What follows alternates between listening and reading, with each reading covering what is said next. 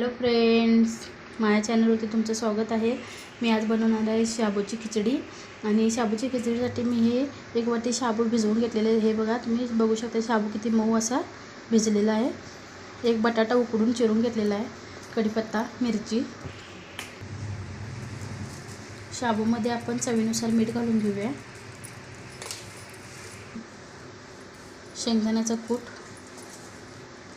आवडीनुसार शेंगदाण्याचा कूट घालून घ्यायचा। गॅसवरती आता आपण गॅस चालू करून कढई ठेवून घेतलेली आहे। त्यामध्ये एक पळी तेल घालून घेऊया।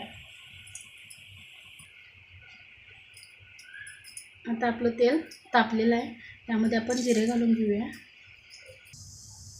तर आपण ह्याच्यात मिरची घालून घेऊया। थोडी मिरची भाजून घेऊन त्यामध्ये आपण कढीपत्ता घालून घेऊया। आता आपण बटाटा घालून घेऊया।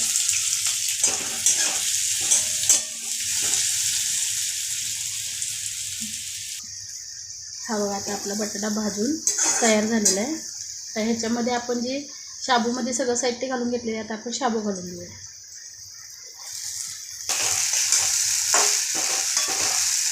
तर छान अशी एकजीव करून घेऊया शाबू। तर आपण चवीसाठी थोडीशी गोडी साखर घालून घेऊया।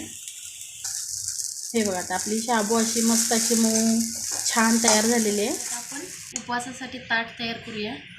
उपवासाची